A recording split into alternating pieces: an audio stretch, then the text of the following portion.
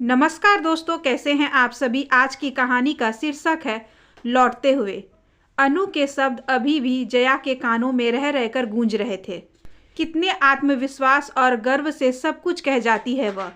कहीं कोई संकोच नहीं, झिझक नहीं। तभी तो इतनी सुखी है। ठाठ से अकेले अपने फ्लैट में रहती है, गाड़ी चलाती है, अपनी शर्तों पर नौकरी करती है। 2 नौकरियां तो इसी शहर में बदल चुकी है। जो बीत गया उसे मैं भुला देती हूँ जया, और नए सिरे से फिर से अपनी ज़िंदगी शुरू कर लेती हूँ। अपने कंधों पर झूल आए घुंघराले बालों पर एक खास अदा से हल्का सा झटका देकर वह मोहक ढंग से मुस्कुराई थी। तू इतनी सहज, इतनी खुश कैसे रह लेती है? जया अभी भी हैरानी से उसका मुंह ताक रही थी। क्यों, इसमें क्या कठिनाई है भाई? जो रुचे सो खाओ, जो रुचे सो पहनो, जो अच्छा लगे करो। दूसरे क्या कहेंगे, क्या सोचेंगे, इन सब बकवासों के लिए तो मेरे पास समय ही नहीं है। पर अनु, हम लोग जिस समाज में रहते हैं उसकी कुछ सामाजिक मर्यादाएं होती हैं जिनका हमें पालन करना होता है। हम सब कुछ अपनी मर्जी से कैसे कर ले? रबिश, जया ने फिर अपनी गर्दन को झुका दिया था। मुझे तो तेरी जिंदगी को देखकर तरस आता है जया। बचपन से तुझे देखती आ रही हूँ। पहले आर्थिक अभाव थे, तब पारिवारिक दायित्व। तू तो शायद कभी अपनी ज़िंदगी अपनी तरह से जी ही नहीं पाएगी। इतनी खूबसूरत है, पढ़ी लिखी है, नौकरी करती है, क्या कमी है तुझ में? फिर लाइफ एंजॉय करना। जब देखो तब कोई ना कोई रोना रहता ही है तेरे पास। कभी अपने अपाहिज देवर की दास्तान, तो कभी कुंवारी ननद की शादी में आ रही अड़चनों का ब्यौरा, और बीमार सास के दुख दर्द तो है ही, साथ ही पति की नसीहतें भी। और तेरा घर देखकर तो लगता है कि तू रह कैसे लेती है इस दम घोटू वातावरण में। अरे कभी बाहर भी निकल इस मनुष्यत से। चटपटे किस्से बुन, रस भरी बातें सुना तो मेरा भी मन लगे। कुछ नहीं तो अपने बॉस से ही दोस्ती कर ले, थोड़ा मस्त माहौल तो मिलेगा। वैसे तेरा बॉस तो है बड़ा स्मार्ट। बॉस? जया एकदम चौंक गई थी। तो क्या अनु जानती है संदीप को? क्या पता शायद उसके चेहरे पर उभर आए भावों को तो तार गई है वह। अरे तू तो ऐसे शर्मा रही है जैसे मैंने तेरा कोई रहस्य खोल दिया हो। मैं तो यूं ही सामान्य सी बात कर रही थी कि जब हम बाहर रहते हैं, कमाते हैं, दिन भर खटते हैं, तो क्या हमारा हक नहीं बनता कि हम अपनी ज़िंदगी एंजॉय करें? क्या हमने ठेका ले रखा है दुनिया भर की जिम्मेदारियां ओढ़ने का? पति को निभाओ, साथ ही उसके लंबे चौड़े परिवार के दायित्व भी ढो। ऐसी सरी गली मान्यताओं में विश्वास नहीं करती मैं। दुनिया में आए हैं तो उसका लुत्फ उठाओ। लंबा चौड़ा भाषण झाड़कर अनु तो चल दी, पर जया देर तक इन विचारों से उभर नहीं पाई थी। शायद अनु सच कहती है। बचपन से साथ रही है वह। उन दिनों जब वह माँ बाप के साथ अकेली आर्थिक संकटों से जूझ रही थी, तब से अनु उसे जानती है। पुराने दिन एक बार फिर से जया के सामने घूम गए थे। अनु ठीक ही कह रही है। अभाव ही अभाव तो देखे हैं, तब भी और अब भी। तब दूसरा संकट था। बचपन में पिता नहीं, नाते रिश्तेदारों से दूर तक कोई नहीं। माँ की भी छोटी सी नौकरी और बड़ी होती वह। बचपन तो किसी तरह कट गया था, पर युवावस्था की दहलीज पर पांव रखते ही दूसरे संकट शुरू हो गए थे। युवा बेटी को देखकर मोहल्ले के आवारा लड़कों का घर के आसपास चक्कर लगाना शुरू हो गया था। कई बार तो रात को अकेली माँ बेटी भी दरवाजे पर हो रही खटपट से भयभीत हो जाती। लेकिन माँ को तो नौकरी पर जाना ही होता था। स्कूल की पढ़ाई पूरी करके जया ने कॉलेज जाना तो शुरू कर दिया था, पर अब तो मुसीबतों के दिन और भी बढ़ने लगी थी। पढ़ाई का खर्च निकालने के लिए उसने एक जगह पार्ट टाइम जॉब भी शुरू कर दी। वहीं रमेश से परिचय हुआ था। सीधा सादा सा युवक, दिन भर अपने काम में ही डूबा रहता। जया को वो औरों से कुछ अलग लगा था। शुरू में टाइपिंग में जब गलतियां हो जाती तो रमेश ही उसकी मदद करता था। कई बार देर हो जाती तो घर छोड़ने भी आता था। धीरे धीरे माँ को भी रमेश पसंद आने लगा था। फिर उन्होंने ही रमेश से बात की थी। पर आप तो जानती हैं ही कि मेरे घर की आर्थिक स्थिति बहुत अच्छी नहीं है। पारिवारिक दायित्व भी बहुत से हैं। रमेश के स्वर में थोड़ा संकोच था। वो तो ठीक है बेटा, पर यदि तुम जया का हाथ थाम लोगे तो मैं निश्चित हो जाऊंगी। मेरी जिंदगी का भी क्या ठिकाना। फिर अकेली मैं कहाँ कहाँ किस किस का सामना कर पाऊंगी। मोहल्ला भी ऐसा है कि बहू बेटियों की खैर नहीं। वैसे जया को भी अच्छा लगा था। जो भी हो, रमेश की बाहों में सुरक्षा तो है। उसकी अधूरी पढ़ाई भी रमेश ने पूरी करवा दी थी और स्टेनोग्राफी का कोर्स भी शुरू करवा दिया। फिर जया को अच्छी नौकरी भी मिल गई थी। घर की आर्थिक दशा में मामूली सा सुधार भी आया, पर रमेश के पारिवारिक दायित्व बढ़ते जा रहे थे। छोटा भाई अपाहिज था, उसके इलाज पर भी खर्चा हो रहा था। माँ गठिया की मरीज थी, इसलिए उसने घर का कामकाज नहीं होता था। बहन की जैसे तैसे शादी की तो काफ़ी कर्जा हो गया था। सुबह से घर में जैसे मशीन जिंदगी शुरू हो जाती। एक प्याला चाय के साथ जया घर की सफाई धुलाई में जुट जाती। फिर सबका नाश्ता खाना। इसी बीच रमेश अपने भाई को तैयार करके उसे अस्पताल एक्सरसाइज करवाने ले जाता। भागते दौड़ते ही वह नाश्ता करती, बस पकड़ती, फिर दिन भर ऑफिस का काम। शाम को लौटते वक्त पस्त निढाल हो जाती, पर घर के काम मुँह बाए खड़े रहते।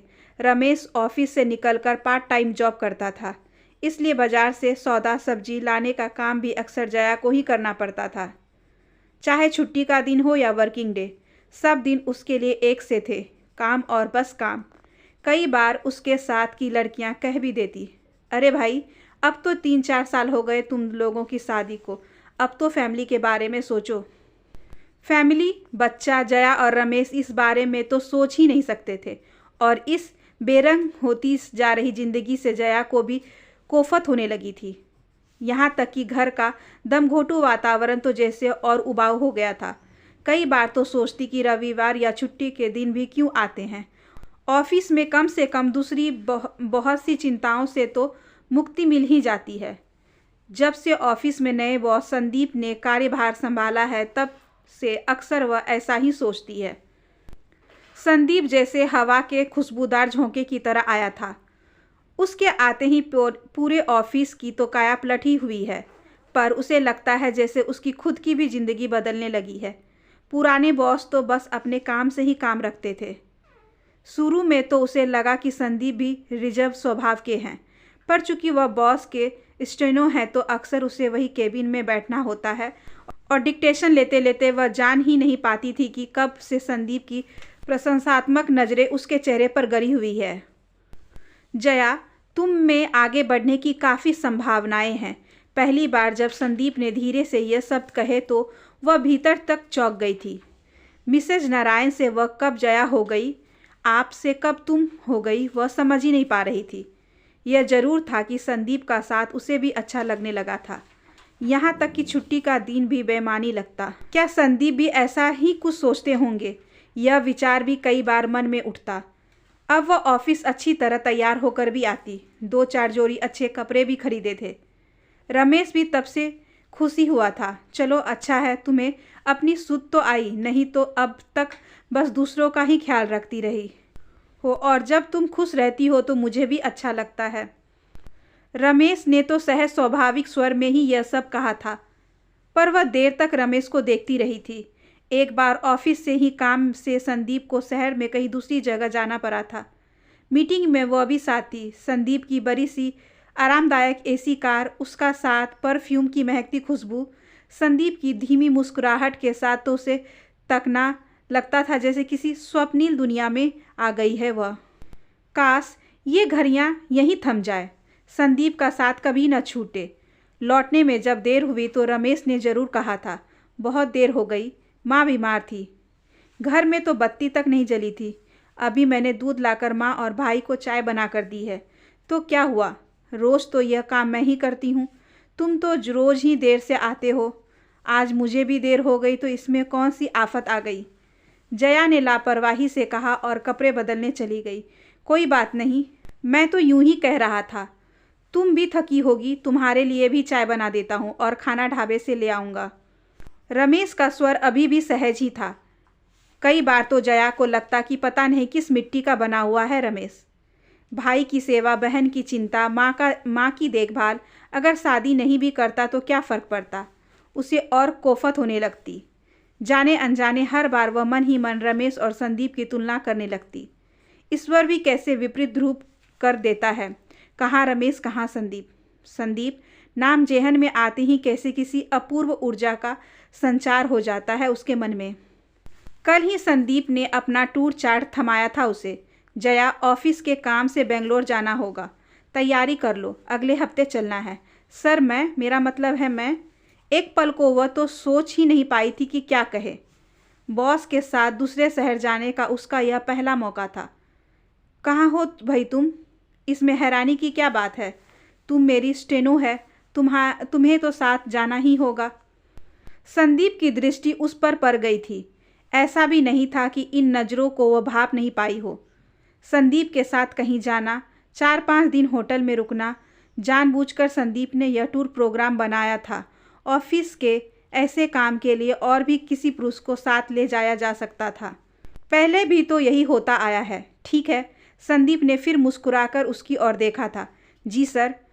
खुशी तो उसे भी हो रही थी। इतने सालों बाद घर की मनहूसियत से छुटकारा मिलेगा। 2-4 दिन ही सही, अपनी खुशी से तो जी पाएगी। वह भी अनु की तरह लाइफ एंजॉय करे। आखिर उसका भी कुछ हक बनता है अपनी ज़िंदगी पर। रमेश से क्या कहेगी?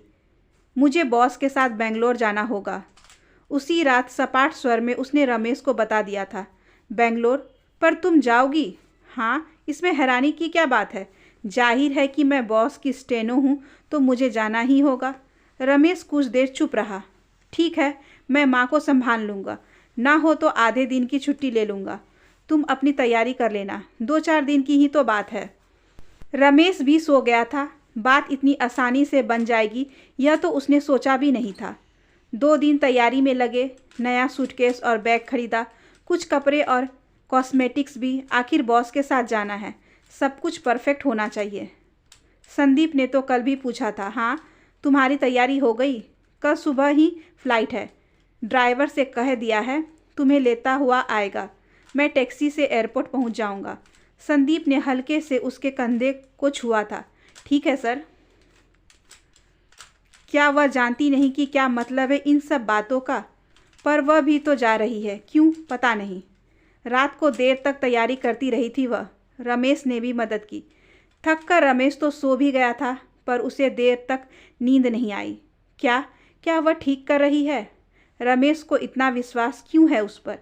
जिस व्यक्ति ने बुरे दिनों से उसे उबारा, सुरक्षा दी, योग्य बनाया, क्या उसका विश्वास तोड़ दे वह? मन में ऊहापोह मची हुई थी। अगर न जाए तो शायद नौकरी जा सकती है, क्या पता दूसरी मिले ना मिले। वह सो नहीं पा रही थी। ड्राइवर ने हॉर्न बजाया। रमेश उठे इससे पहले ही उसने धीरे से दरवाज़ा खोला। साहब से कहना कि मैं नहीं चल पाऊंगी, कहकर वह भीतर आ गई। अब वह चैन की नींद सो रही थी। आशा करती हूँ कि आज की ये छोटी सी कहानी आपको अच्छी लगी होगी। अगर अच्छी लगी हो तो please like, share and subscribe करें हमारे चैनल को। ज़्यादा से ज़्यादा शेयर करें और बेल आइकन को ज़रूर प्रेस कर लें ताकि अगली वीडियोज़ की नोटिफिकेशन आपके पास सबसे पहले पहुँचे। धन्यवाद।